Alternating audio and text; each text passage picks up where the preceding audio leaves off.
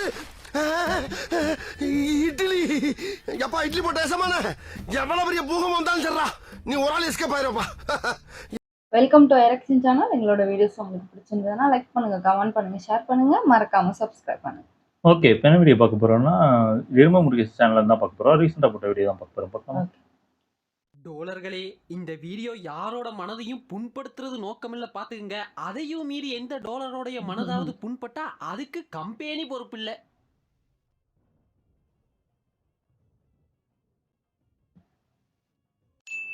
ஏன்பா இந்த தெரி படத்தை ஹிந்தியில ரீமேக் பண்ணி கண்டம் பண்ணிட்டாங்களாமே, அட்டர் ஃபிளாப்பா நேரத்துல.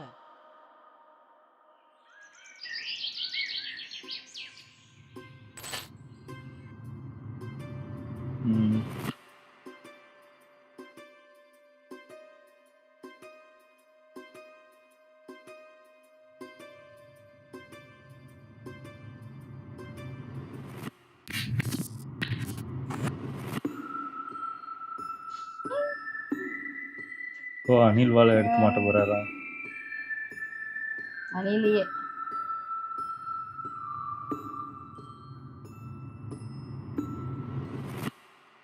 இன்னமே நான் என்ன பண்றேன்னு மட்டும் பாருங்க.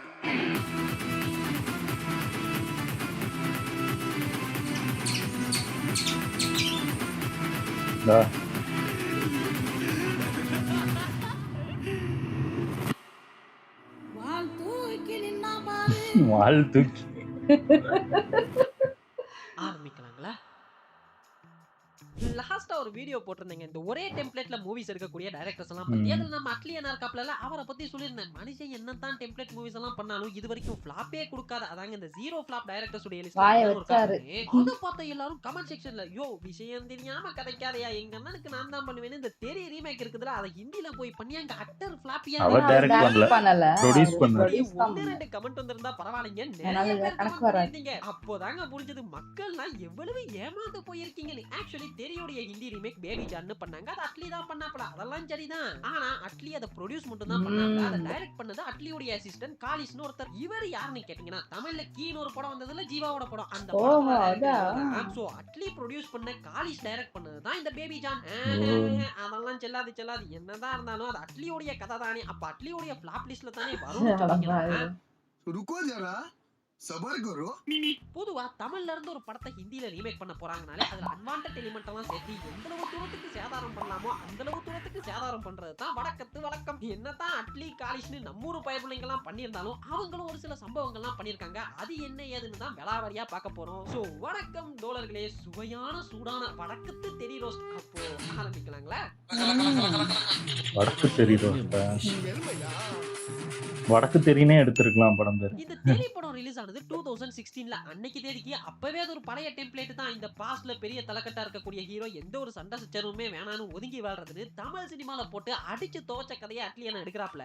அந்த பழைய கதையை பட்டி டிங்கரிங் பாக்குறதுல தான் அண்ணே ஸ்பெஷலிஸ்ட்ன்ற மாதிரி தளபதியுடைய கரியர்ல ஒரு டிஃபரண்டான ஒரு ஃபீல் குடான கேரக்டர் ஆர்க்கோட தெரி படத்தை ரொம்ப நல்லாவே பண்ணியிருந்தாப்ல.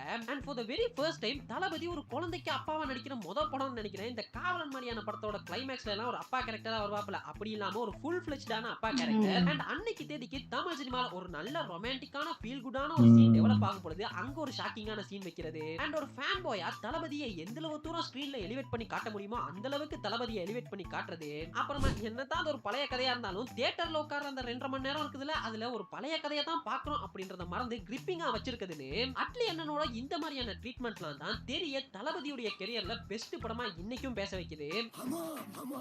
ஆனா இப்போ கிட்டத்தட்ட 9 வருஷத்துக்கு அப்புறமா அப்பவே எக்ஸ்பீரி ஆன கதையை அதுதான் ஹிந்தியில போய் 1000 கோடி பண்ணிட்டோம்ல, சும்மா நம்ம பழைய படத்தையும் ரீமேக் பண்ணி விடுவோம் அப்படின்னு அண்ணனோட அசிஸ்டன்ட்டே கொடுத்து பண்ண வச்சிருக்காப்ல. சரி ஹிந்தியில பண்றதுன்னு முடிவாயிடுச்சு. வடக்கத்து பழக்கம்னு ஒண்ணு இருக்குல்ல, அதாவது ஒரு நல்ல பிக்த கொண்டு போய் அதுல இடைச்சொற்கள் பண்றேன் பேர் வழின்னு நாசமாக்குறது. அப்படி என்னெல்லாம் பண்ணலாம்னு யோசிக்கும் பொழுதுதான் இந்த தெரி படத்துல பாத்துக்கிட்டீங்கன்னா ஒரு சில கேப் எல்லாம் இருக்குங்க. உதாரணத்துக்கு சொல்லணும்னா இந்த கேரளால ஜோசப் குருவில்லா கிட்ட வம்பிலுக்குற அந்த கேங் யாரு, செகண்ட் ஹாஃப்ல ஹீரோ எப்படி உயிரோட தான் இருக்காரு அப்படின்றத வில்லன் தெரிஞ்சுக்கிட்டு ஆரம்பிச்சுக்கிறான். விஜயகுமார் கோஸ்ட் ஆனதுக்கு அப்புறமா தன்னோட ஃபேமிலியை கொண்டவங்களை மட்டும் தான் பழி வாங்குவாரு. ஆனா மக்கள்லாம் அவரை கொண்டாடுற மாதிரி நியூஸ்ல எல்லாம் காட்டுவாங்க. அது ஏன் அப்படி அவர் பண்ணக்கூடிய மர்டர்ஸ் எல்லாம் எந்த ஒரு போலீஸுமே இன்வெஸ்டிகேட் பண்ணலையா? அண்ட் கிளைமேக்ஸ்ல போலீஸ் விஜயகுமார கோஸ்டா யூஸ் பண்ணிக்கிற மாதிரி காட்டுவாங்க. அதாவது அவருக்கு ஒரு ப்ராஜெக்ட் வரும், அதோட படத்தை முடிச்சிருவாங்க.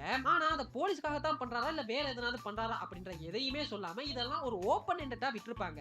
சரி, இப்ப இதுக்கெல்லாம் ப்ராப்பரான ஒரு பேக் ஸ்டோரி தேவைத்தானா? இது கதைக்கு எந்த விதத்துல அது ஹெல்ப் பண்ணுமான்னு கேட்டீங்கன்னா கிடையாது. ஆனா நாங்க இந்த ஸ்டோரி கேப்புக்கெல்லாம் பேக் ஸ்டோரி வச்சு தெறிக்கு ஒரு ஆப்பு வைப்போம்னு கிளம்புனா அதுதாங்க பேபி ஜானா பண்ணி தொலைச்சிட்டீங்களா? வாய்ப்பே இல்ல.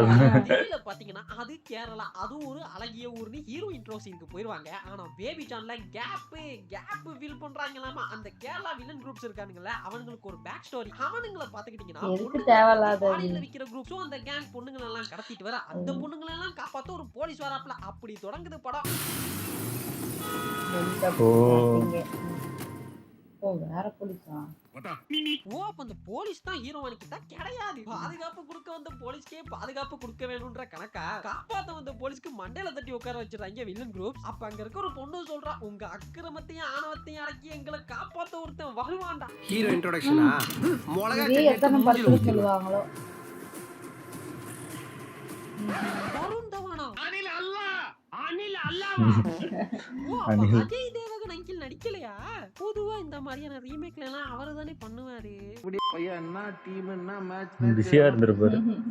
ஓகே, கூல் பா. அப்படியே இந்த ஓபனிங் சீனுக்கு வந்தோம்னா தெரியல பைக் ரிப்பேர் ஆகி நிக்கும். அப்ப அந்த பக்கமா போற ஒரு வாகனம் அந்த சின்ன பொண்ணு முகத்துல சேத்த வாரி அடிச்சிட்டு போக அப்படியே அந்த பைக்குக்கு பின்னால தளபதி எழும்புற மாதிரி ஜஸ்ட் ஒரு சிம்பிளான என்ட்ரி தான் வச்சிருப்பா பிளாட்லி. இதுக்கு ஒரு காரணமும் இருக்குங்க. ஜோசப் குருவிலான்ற அந்த கேரக்டர் சண்டை சச்சரவு எதுவுமே வேணாம்னு அமைதியா வாழ்ற ஒரு கேரக்டர். சண்டையே வந்தாலும் தவிர்த்துட்டு போயிருவாப்ல. இதனாலயே அந்த கேரக்டரோட எல்லா சீனுமே ரொம்ப ஷட்டிலா தான் இருக்கும் அன்டில் த டிரான்ஸ்ஃபர்மேஷன் சீன் வரைக்கும். ஏன்னா இப்படி எல்லாம் காட்டும் பொழுது தான் பின்னாடி வரப்போற அந்த டிரான்ஸ்ஃபர்மேஷன் சீன் ஒர்க் அவுட் ஆகும். சண்டையே பிடிக்காத ஹீரோ சண்டை பிடிக்கிறான். இப்போ அப்படியே அந்த பேபி ஜோனை பாத்தீங்கன்னா சேம் என்ட்ரி, பட் ஹீரோ கைய வைக்க அங்க தூசி பறக்க பின்னால அப்படியே ஸ்லோ மோஷன் என்ட்ரின்னு மசாலா கொஞ்சம் தூக்கலா இருக்கும். அது ஏன்டா சீட்டை துறச்சு வைக்க மாட்டியடா? ஏன் மத்திட்டே எந்திரிக்கிறாரு? இப்போ அப்படியே ஹீரோ. சாரி கேக்குற சீனுக்கு வந்தா தெரியல, ஜஸ்ட் அந்த கார் ஓட்டுன வந்த அங்கிள் பயந்துனே நிப்பாப்ல, சாரி கேட்டு போயிராப்ல. ஆனா இங்க இந்த டைட்டில் ஹீரோவையே அடிக்க வராப்ல. அதென்ன உள்ள வந்து ஆற்ற பயிர மாதிரி பயிரமல போட்டனா உடந்துரு. Sorry sir. என்ன நீ கேக்குற? இனிமே நான் தானே கேட்கணும். அதாவது உல்டா. ஆரம்பத்துல வச்ச மாஸ் என்ட்ரியை நியூட்ரலைஸ் பண்றாங்களாமா. பாஞ்சி வந்த அங்கிள் கிட்ட ஹீரோ சொல்றாப்ல, உங்களுக்கு ஒரு குழந்தை இருக்கு, எனக்கு ஒரு குழந்தை இருக்கு, குழந்தைக்கு குழந்தை சரியா போச்சு, சாரி கேட்டு போயிருங்கன்னு. आपकी भी बेबी है so father to father please sir आप इनको सॉरी बोल दीजिए. இப்போ அவன் கேட்டதுக்கும் நீங்க சொன்னதுக்கும் என்ன சம்பந்தம்? பஞ்சு நல்லா இருக்கான்னு மட்டும் பார்க்கணும், அதுக்குள்ள ஆராய்ச்சி பண்ணக்கூடாது. Sorry Bachcha. I forgive you sir. I forgive you. அதுக்கப்புறமா இந்த ஈனா மீனா டீக்கா சாங் வரும்ல, பார்த்தேன் இங்க. ஆனா வடக்கத்து ஈனா மீனா டீக்கா எப்படி இருக்கும்னா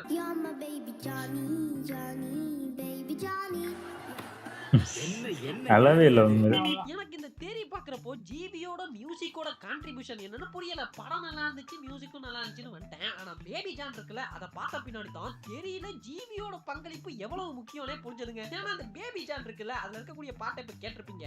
அது போல இந்த படத்துல இருக்கக்கூடிய பாட்டுல இருந்து பிஜிஎம் வரைக்கும் எதுவுமே மியூசிக் வைஸ் நல்லாவே இருக்காது. தெரியல எல்லாம் பாத்துக்கிட்டீங்கன்னா ஒரு சீனை 50-50 எலிவேட் பண்ணி காட்டுறது அந்த படத்துல இருக்கக்கூடிய பிஜிஎம் தான் இருந்திருக்கும். ஆனா இங்க யூடியூப்ல இருந்து நான் காப்பிரைட் பிஜிஎம் அப்படின்னு டவுன்லோட் பண்ணி போட்டா மாதிரி இந்த தீவனங்களோட செய்க. எல்லாத்துக்கும் நான் பின்னாடி வரேன், ஒவ்வொன்றா காட்டுறேன். இப்போ இந்த ஆரம்பத்துல காமிச்சோம்ல கேரளத்து வில்லனுங்க எல்லாம் பொண்ணை கடத்துறானுங்க, அப்படி இன்னொரு பொண்ணையும் கடத்தி கார்டிக்கில வச்சுட்டு வராப்ல வில்லன். இவர் சுச்சா போன கேப்ல அந்த பொண்ணு ஓடி போயிருது. இவரா? இந்த வில்லன்களோட அன்வான்டட் ட்ராக் இருக்குதுல, அது எப்படி இருக்கும்னா இந்த ஆரம்ப கால படங்கள்லாம் பாத்திருக்கீங்களா? படம் போயினே இருக்கும், அதுல திடீர்னு கட் பண்ணி வடிவேல் சாரோட காமெடியை வச்சிருப்பாங்க. அதுக்கும் அந்த படத்துக்கும் எந்தவித சம்பந்தமும் இருக்காது, தனியா ஓடிட்டு இருக்கும். அப்படிதாங்க இருக்கும் இந்த படத்துல வில்லன்களோட ட்ராக் எல்லாம். அதாவது படத்தை அப்படியே ரீமேக் பண்ணிருப்பாங்க, பண்ணிட்டு தான் யோசிச்சிருப்பாங்க இப்ப நம்ம எதனாவது இடைச்சொருகள் பண்ணணுமேடா, என்ன பண்ணலாம் அப்படின்னு யோசிச்சுட்டு இருக்கும் பொழுது அதுதான் இந்த கேரளத்து வில்லனுங்க எல்லாம் சும்மா தானே இருக்காங்க, ஒரு பிளாஷ்பேக்கை வச்சு விடுவோன்னு அதுக்கப்புறமா ஷூட் பண்ணி நடுவுல சொருக்கி இருக்காங்க. இது பச்சையா தெரியுது. சரிங்க, இப்ப நம்ம அப்படியே இந்த சர்ச் சீனுக்கு போனோம்னா தெரியல டீச்சர் கிட்ட சாரி கேட்கறதுக்காக போவாங்க. அப்ப அந்த பக்கமா வரக்கூடிய லோக்கல் கேங் அந்த குழந்தை சாப்பிட்டு இருக்கக்கூடிய சிப்ஸ் பேக்கெட்டை படிக்க அதுக்கு அந்த சின்ன பொண்ணு திட்ட அப்ப கூட இந்த ஜோசப் கேரக்டர் பாத்தீங்கன்னா ஏமா அவங்கள எல்லாம் போய் திட்டுற அப்படின்னு தடுக்கிற மாதிரி இருக்கும். இது பாக்குறதுக்கு அவ்வளவு நேச்சுரலா இருக்கும். ஆனா அப்படியே இங்க பாத்தீங்கன்னா எல்லாம் உல்டாவா இருக்குது. வில்லன் ஹீரோவோட வண்டியில இடிச்சிருவாங்க. அதுக்கு அந்த சின்ன பொண்ணு திட்டும். ஹீரோ தடுக்கலாம் மாட்டாப்ல. திட்டட்டும்னு வெயிட் பண்ணி பார்த்துன்னு இருப்பாரு.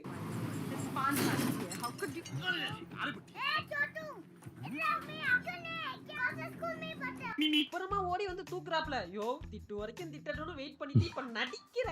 ஆனா பாத்துக்கிட்டீங்கன்னா சரி போகட்டும் அப்படின்னு வில்லன் கேங் எல்லாம் போயிடுறாங்க. அப்புறமா பாத்துக்கிட்டீங்கன்னா அந்த டீச்சர் கேரக்டர் என்ன பண்ணுதுன்னா ஹீரோ சார் என்ன வீட்டுல விட்டுறீங்களா அப்படின்னு ஹீரோவோட வண்டியிலேயே லிஃப்ட் கேட்டு போறாங்க.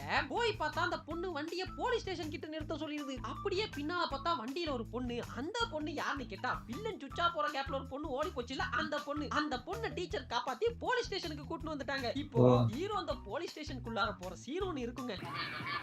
சார் என்ன பண்றீங்க? ஒளித்திட்டு இருக்கம்பா.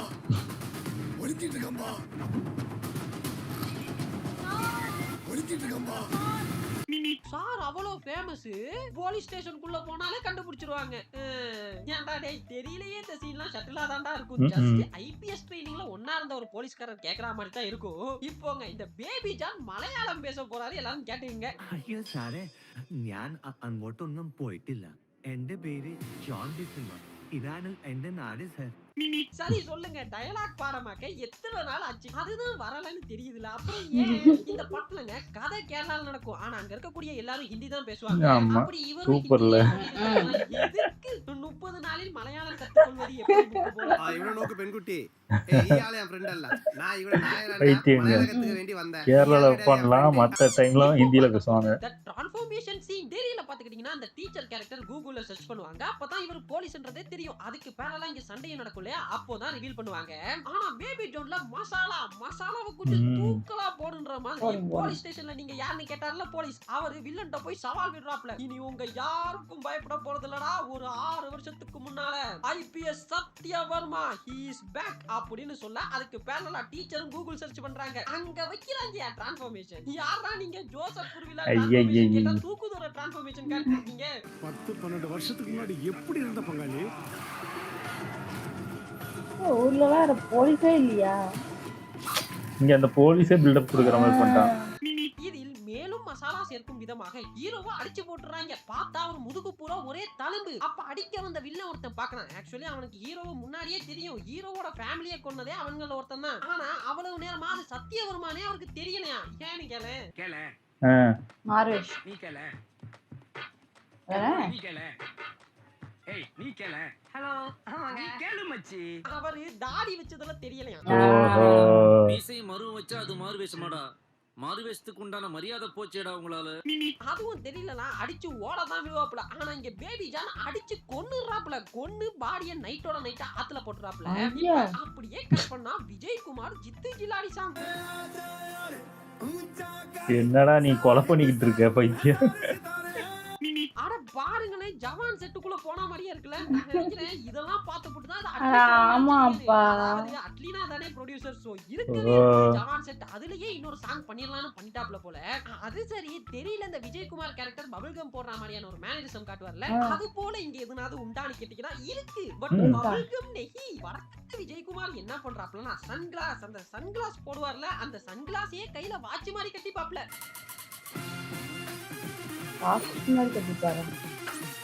ஸ்டைல்ஸ்.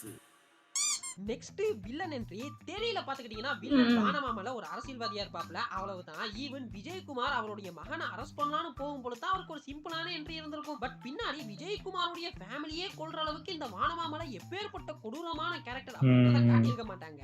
இந்த கேப்பை நான் எப்படி ஃபில் பண்றேன் பாருன்னு வடக்கத்து வானமாமலையுடைய முதல் சீனே ஒருத்தர் போட்டு கொல்றாப்ல. இதுதான் என்ட்ரி சீன். அது ரியலிஸ்டிக்கா இருக்கும். அது பார்க்கும்போது தெரியல. தேரி படத்துல பாத்துக்கிட்டீங்கன்னா வானமாமல ஒரு அரசியல்வாதியா இருப்பாப்ல. ஆனா வடக்கத்து வானமாமல அரசியல்வாதியா என்னன்னே அது தெரியலைங்க. அது சரி அது என்ன கேரக்டரை பார்க்கும்போது காஞ்சூரிங் பேய் மாதிரி இருக்குன்னு எவ்வளவு டெரர்னு காட்டுறாங்களாமா. ஸ்பூனிய வைக்கிற மாதிரி இருக்கான். க்ளோஸ் பயந்துட்டோம். இது போலங்க தெரியல வானமாமலையுடைய புள்ள யாரு அப்படின்றதுக்கான ஒரு டீடைலிங் இருந்திருக்காது. ஜஸ்ட் அந்த பிரிட்ஜ் சீன்ல தொங்கும் பொழுது தான் காட்டுவாங்க. பட் பேபி ஜான்ல பாத்தீங்கன்னா அந்த கேரக்டருக்கு ஒரு ரோல் இருக்குது. டிபிக்கல் பணக்கார அரசியல்வாதி புள்ள தனக்கு வளவலன்னு இழுத்துருப்பாங்க போல இருக்கு. அப்பா கிட்ட போய் அப்பா எனக்கு யாரும் மரியாதை தாராங்க இல்லப்பா, அதனால எனக்கு ஒரு மந்திரி போஸ்டிங் தாரீங்களான்னு கேக்குறாப்ல. सल्यूट लाल बत्ती वाली गाड़ी और मिनिस्टर बनना है। மூக்குத்தி போட்டிருக்காரா? அந்த அப்பா பொண்ணை காணோன்னு கேஸ் கொடுக்க வர சீன் தெரியல பாத்துக்கிட்டீங்கன்னா அது ஒரு வயசான அப்பா ஐடில வேலை செய்யற பொண்ணு. ஆனா வடக்கத்து தெரியல பாத்தீங்கன்னா இருங்கடா உங்களுக்கு சென்டிமெண்ட் அள்ளி தெளிக்கிறேன். ஒரு அப்பா ஒரு அம்மா, அதுல அந்த அப்பாவை பாத்தீங்கன்னா வாய் பேச முடியாது. காணாம போற பொண்ணு ஒரு ஸ்கூல் பொண்ணு. बोलिए ஹே மேன் இவரை நான் எங்கேயோ பாத்துருக்கேன் அப்படின்னீங்கன்னா அது வேற யாரும் இல்ல சிவன் நம்ம காளி வெங்கட் தான். இந்த அப்படியா? வடக்கத்து படமா இருந்தாலும் ப்ரொடியூசர் நம்ம அட்லீனா, டைரக்டர் காளி. அவரு பரவாயில்ல இல்லையே. பரவாயில்ல, அங்க கூட்டு போய் நடிக்க வச்சு. காளி வெங்கட் அப்புறம் இந்த வில்லனா சுத்தமா தெரியல. மெயின் கேரக்டர்லாம் நம்ம ஊர் தான். எல்லாம் நம்ம எல்லாம் நம்ம ஊர் ஆட்கள். அந்த மாதிரி ஹீரோயினும் இங்க இருந்து. முடியாதப்பா காணாம போற ஸ்கூல் பொண்ணுன்னு சென்டிமெண்ட்ட கொட்டிட்டீங்களே, இதோட விட்டுருவீங்களானா? இல்ல நான் இன்னும் இந்த சீனை எப்படி டீடைலிங் பண்றேன் பாருங்க. அந்த பொண்ணை தேடி போவாங்க. அப்ப அந்த பொண்ணு ஓடி வருவா. அப்போ பாத்தீங்கன்னா வில்லன் அந்த பொண்ணை பெட்ரோல் ஊத்தி எரிக்கிற மாதிரி ஒரு சீன் வச்சிருப்பாங்க பாருங்க. இன்னும் கொடூரமா காட்டுறதுக்காக.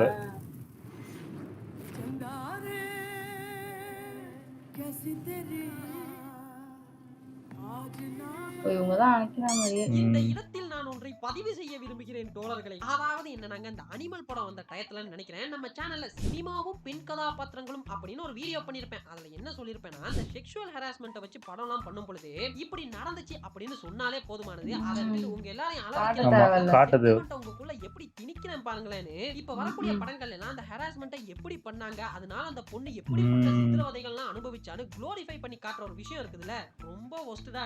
இத தெரி படத்துல அட்லி ரொம்ப அழகா ஹேண்டில் பண்ணிருப்பாங்க. எவ்வளவு சொல்லணுமோ அவ்வளவுதான் சொல்லிருப்பாரு. ஆனா நீங்க வாய் பேச முடியாதப்பா ஸ்கூல் போற பொண்ணு தீ வச்சு கொளுத்துறதுன்னு என்னடா அதெல்லாம்.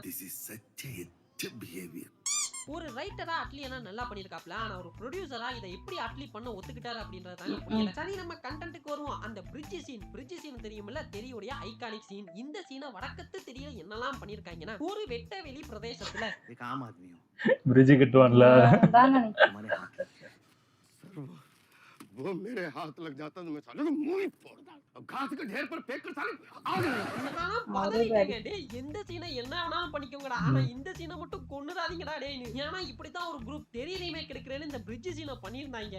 சரி ஸ்ரீலங்காவா? சாதாரண ஆளு ஸ்ரீலங்கா என்னையா பண்ணுவேன்? அவனெல்லாம் அடிச்சு மூஞ்சி மோரெல்லாம் உடைச்சு நடு ரோட்ல இல்ல இந்த மாதிரி பிரிட்ஜுக்குள்ள தலைகளை கட்டி தொங்கிடும் சார். போய் பிரிட்ஜு கீழே போய் பாருங்க, சும்மா போய் பாருங்க. கல்கோரியில இப்படி ஏதோ நடந்துருமோன்னு பயந்துட்டேன். பர்மிஷன் தரலையோ? வானமாமல்லியுடைய பையனை வைக்க போறதுக்குள்ள ஒளிச்சு வச்சிருக்காப்ல. அப்படியே அதுல ஒரு தம்மா பத்த வச்சு போட உள்ள இருந்து பத்திக்கிட்டே ஓடி வரான்.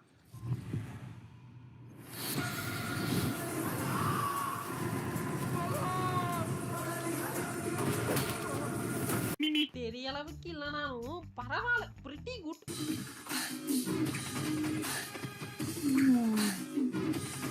இன்டர்வல் முடிஞ்சிருச்சுல, இனி பல ட்விஸ்ட்களுக்கு ரெடியாங்க. ஏன்னா இன்டர்வல் முடிஞ்சு ஓபன் பண்ணா தெரியல பாத்தீங்கன்னா நம்ம எமி ஜாக்சன் வருவாங்கல, அவங்க ஒரு சாதாரண ஸ்கூல் டீச்சர். மோஸ்ட்லி விஜய் குமாரோட பிளாஷ்பேக்கை ரிவீல் பண்றதுக்காக தான் அந்த கேரக்டரை யூஸ் பண்ணிருப்பாங்க. வேற எந்த ஒரு பர்பஸும் இருந்திருக்காது.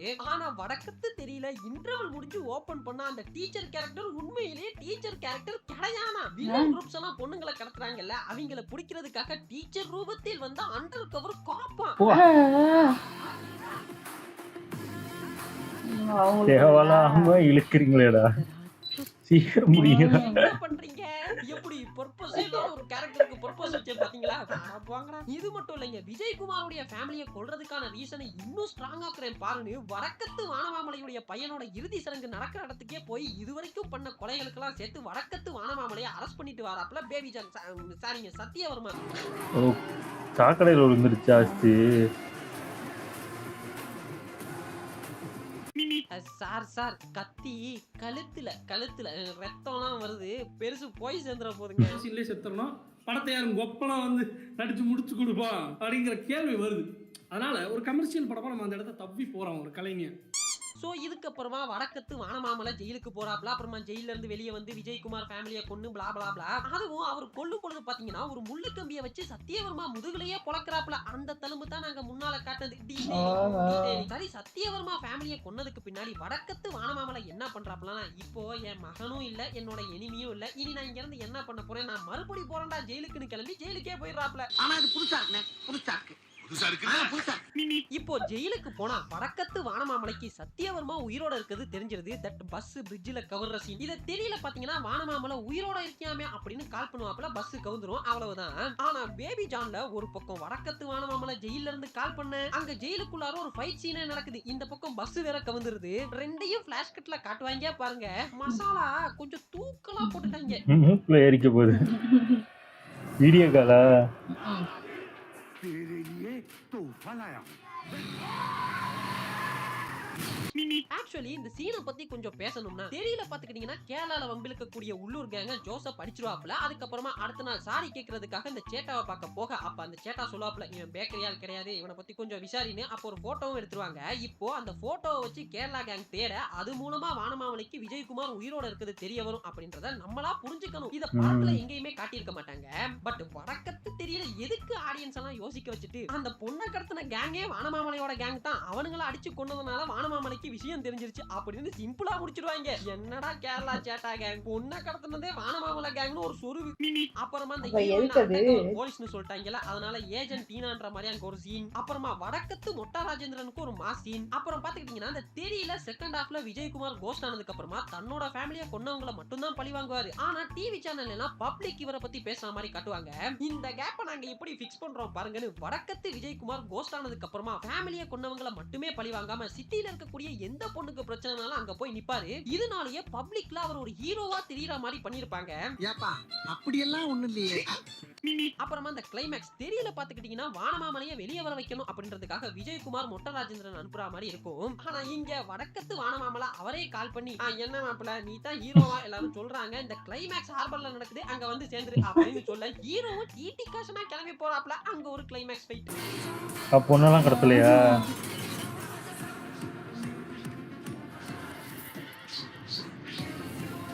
என்ன பைக்ல போனேன், குதிரை எங்க இருந்து வந்துச்சு? உங்களை எல்லாம் ஹார்பருக்குள்ள புள்ள கடத்துறவங்கள தாண்டா நினைச்சேன், குதிரை எல்லாமாடா கடத்துறீங்க. இந்த பிசினஸ் வேற ஓடுதா? இருக்கட்டும் இருக்கட்டும். அப்புறங்க இந்த தெரியல வானமாமலையை விஜய் தான் கொல்லுவாப்ல. ஆனா இங்க அந்த பொண்ணுங்களே கொன்னுறாங்க. அப்புறமா இந்த எண்ட் கிரெடிட் சீனுக்கு வந்தோம்னா தெரியல ஒரு ஓபன் எண்டட் கிளைமேக்ஸ் மாதிரி பண்ணிருப்பாங்க. அதாவது இந்த ரிப்போர்ட்டர்ஸ் எல்லாம் கேட்பாங்க, Vijayakumara police department Costa use பண்றீங்களான்னு. அதாவது போலீஸ் டிபார்ட்மெண்ட் விஜயகுமார் இறந்துட்ட மாதிரி ஒரு தோற்றத்தை ஏற்படுத்திட்டு இந்த மாதிரி சட்டத்தினால தொடவே முடியாம இருக்கிற குற்றவாளிகளை ஒரு மூலமா தண்டிச்சுட்டேன்னு எனக்கு ஒரு சந்தேகம் சார். அதுக்கு ஏத்தாப்புல விஜயகுமாரும் வேற ஒரு இடத்துல வேற ஒரு கெட்டப்ல இருப்பாப்ல, அவருக்கு ஒரு அசைன்மெண்ட் வருது அப்படின்னு முடிச்சிருவாங்க. ஆனா வடக்கத்து தெரியல ஹாலிவுட் ரேஞ்சுக்கு ஒண்ணு பண்றேன் பாருங்க. இருந்த ஹீரோயின் மேடமும் கோஸ்டா இருந்த ஹீரோ சாரும் சேர்ந்து ஒரு டீம் ஃபார்ம் பண்றாங்க. அதாவது இந்த பொண்ணுங்களை எல்லாம் கடத்துறவங்களை பிடிக்கணும்னு அவங்க இடத்துக்கே போயிடுறாங்க. அங்க போனா ஒருத்தரோட என்ட்ரி. ஐயோ கேமியோவா? அடச்சண்டா. ஐயோ வந்து கேமியோ விட்டு தொலைங்கப்பா, சாவடிக்கிறீங்களே. இவர் யாருன்னு தெரியுதாங்க? வடக்கத்து வீரம்னு ஒண்ணு இருக்குது. கிசிகாபாய் கிசிகி. ஆமா ஆமா. டீம்ல இருக்காரு. ரொம்ப ஃப்ரீயா இருக்காரு போல இருக்கு. எல்லா படத்துலயும் கூப்பிடுறாங்க. பெரிய விஜயகுமாரும் வீர விநாயகமும் சேர்ந்து ஒரு ப்ராஜெக்ட் பண்றாங்களாம். சே கேட்கவே கன்றாவியா இருக்குடா. உங்களுக்கு தக்காளி சட்னி சாப்பிடுற மாதிரி இருக்குடா உங்க காம்போ. ஓ அதே கேரக்டர்ப்பா. இல்லங்க அட்லி அண்ணனோட வீரம் கேரக்டர், அந்த கேரக்டர் வருதான். ஒருசலா பேசிக்கிறாங்க. அண்ணன் தன்னோட இன்ஃப்ளூயன்ஸ்ல கூட்டி வந்திருப்பாப்ல. வேற ஒண்ணும் இல்ல. ஓ அடுத்த படம் எடுக்கறாங்கல. அவங்களே நினைச்சாலும் திரும்ப அப்படி ஒண்ணு பண்ண முடியாதுன்னு. அதுக்கு ரியல் லைஃப் எக்ஸாம்பிளே நம்ம அட்லி அண்ணன் தான். தன்னோட குழந்தைய தான் காசை வச்சு ஒருத்தன் வந்து என்னென்னமோ பண்ணி கொன்னுட்டு இருக்கான். அதை பார்த்துட்டு பேசாம இருந்திருக்கியோ அட்லினா? பேசாம இருந்திருக்கிய. சரிங்க, ஓவராலா பாத்தீங்கன்னா தமிழ் படங்களை எடுத்துட்டு போய் அஜய் தேவகன் அங்கிள் பண்ற அளவுக்கு கொடூரமா இல்லனாலும் nice try, but please don't try. அப்புறம் என்னப்பா இன்னைக்கு அவ்வளவுதான். எப்படியும் ரோஸ்ட்டுக்கு சிரிப்பே வரலன்னு தான் கமெண்ட் பண்ண போறீங்க. அதையாவது பண்ணிட்டு போங்க. அது போக கீழே இருக்க நம்ம சோஷியல் மீடியா லிங்க் எல்லாம் கிளிக் பண்ணி என்ன இன்ஸ்டாகிராமுக்கு வந்து ஏசலனாலும் ஏசலாம், அது உங்க விருப்பம். அப்புறம் என்ன இன்னொரு ரோஸ்ட் இல்லாத ரோஸ்ட் வீடியோல மீட் பண்ணலாம். அதுவரை நன்றி, வணக்கம். சூப்பர். இது ஃபர்ஸ்ட்டு அந்த ட்ரெய்லர் அந்த பாட்டுலாம் பார்க்கும்போதே ஒரு இன்ட்ரெஸ்டே இல்லை அது பார்க்கணும் இதுன்னு. ஆமா ஆமா. ஏன்னா அந்த பாட்டை நாங்க அப்படி பார்த்துட்டு இது மெதுவா போற மாதிரி இருந்துச்சு எனக்கு. இல்லை அது பாட்டு வந்து அந்த என்ஜாய்மெண்ட் பாட்டே இல்லை. அது ஒரு அப்பா பொண்ணு அந்த இது அப்போ பார்க்கும்போதெல்லாம் அது பயங்கர இதாக இருந்துச்சு. இப்போ அது பார்க்கும்போது ஒன்றுமே இல்லை. அது ஏதோ ஆக்டிங் பண்ணுற ஒரு ஃபீலாக தான் தோணுச்சு எனக்கு. அப்படிதான் இருந்தது. இதுல வந்து கேரளான்ற ஒரு இதை வந்து வேணும்னே அவங்க கொஞ்சம் திணிச்சிருக்க இல்லை மாதிரி இது இருக்குது. கேரளான்னு வச்சாங்கன்னா தேவையே இல்ல. அங்கே இருக்கிறவங்களாம் மலையாளம் பேசுகிற மாதிரி காட்டியிருக்கணும். ஹிந்தி வந்து இவர் மட்டும் பேசுகிற மாதிரி வச்சுருக்கணும். அது பார்த்தா போகிற வரவங்கலாம் ஹிந்தி பேசுகிறானா, ஆனால் போலீஸ் ஸ்டேஷனில் மட்டும் மலையாளம் பேசுவாங்க. மலையாளம் வைக்காம அவங்க ஊர் சைட்லயே வேற ஏதாவது அப்படியே தான் ஊர் பண்ணியிருக்கலாம். வச்சிருந்துருக்கலாம். ஆமாம் ஆமாம். அப்ப அவங்களுக்கு ஆனால் புரிஞ்சிருக்கும். இவர் ரோஸ்ட்ல என்ன கீர்த்தி சுரேஷை காட்டல. நானும் அதான் நினைச்சேன், ஏன் காட்டல கீர்த்தி சுரேஷ் அப்போ ஒரு சீன்ல கூட பயங்கரமாக அடிச்சிருக்காங்களோ. ரோஸ்ட் பண்ண அளவுக்கு அதாவது ரோஸ்டே பண்ண முடியாத அளவுக்கு நடிச்சிருக்காங்க. தெரியலையே. உண்மையே சொல்றியா நீயே கலாய்க்கிறியான்னு எனக்கு தெரியலையே. ஏன்னா அவங்க கலாய்க்கவே இல்லை சொல்ல போனா. அதான் சொல்றேன். இப்ப ஏன்னா கீர்த்தி அந்த சுரேஷ் சமந்தா நல்லா ரோல் தான் நடிச்சிருக்காங்க. நடிச்சிருக்காங்க. அதான் கேக்குறேன். அதெல்லாம் எந்த இதுவும் ரோஸ்ட் பண்ற மாதிரி ஒரு சீன் நல்லா சொல்ல நடிச்சிருக்காங்களா கீர்த்தி தெரியலையே. சுரேஷ்? பார்த்து இதுலதான் வராம இருக்காங்க. ஆமா ஆச்சரியம் தான். நல்லா இருந்துச்சு. ஓகே. இந்த வீடியோஸ் உங்களுக்கு பிடிச்சிருந்தா லைக் பண்ணுங்க, ஷேர் பண்ணுங்க, கமெண்ட் பண்ணுங்க, மறக்காம சப்ஸ்கிரைப் பண்ணுங்க எல்லாருக்கும்.